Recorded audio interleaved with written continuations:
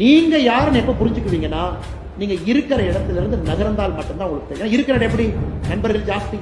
மாப்பிள்ள வா போலாம், பைக் ஸ்டார்ட் பண்ணு, வா இங்க போலாம், இந்த ஹோட்டலுக்கு போலாம், இங்க போனா இந்த மெஸ்ல சாப்பிடலாம், வா மாப்பிள்ள இந்த படம் ரிலீஸ் ஆயிடுச்சு பார்க்கலாம். ஒரு தமிழ்நாட்டு இளைஞர்களை பொறுத்த வரைக்கும் என்ன, ஒரு ஹீரோவையும் அந்த படத்தை 100 கோடி ரூபாய் ஓட்டறக்கா நாம இருக்கும்.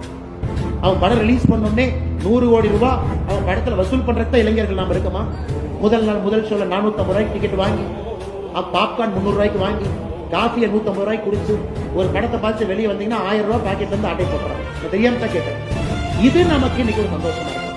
இன்ஸ்டாகிராம் திறந்தாலே நமக்கே ரொம்ப சங்கடமா இருக்கு. இன்ஸ்டாகிராம்காரன் உங்க ஒரு அக்கௌண்ட்டுக்கு வருஷத்துக்கு $7 பேஸ்புக் மெட்டா சம்பாதிக்கிறான் உங்களை வச்சு. ஏன்னா நீங்க கஸ்டமர் இருந்தா தான் ஆடு புஷ் பண்ண முடியும். ஆடு புஷ் பண்ணா தான் மார்க்கெட்டிங்காரன் பணம் கொடுப்பான். மார்க்கெட்டிங்காரன் பணம் கொடுத்தா தான் மார்க் ஜக்கர்பர்க் பணக்காரனா இருப்பான், உலகத்துல 3வது இருப்பான். சமூக வலைதளத்துக்கு ஒரு பைசா நமக்கு பிரயோஜனம் கிடையாது.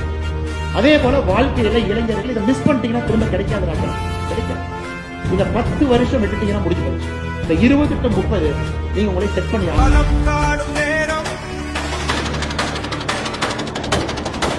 மகை நடுங்கும் வீரம்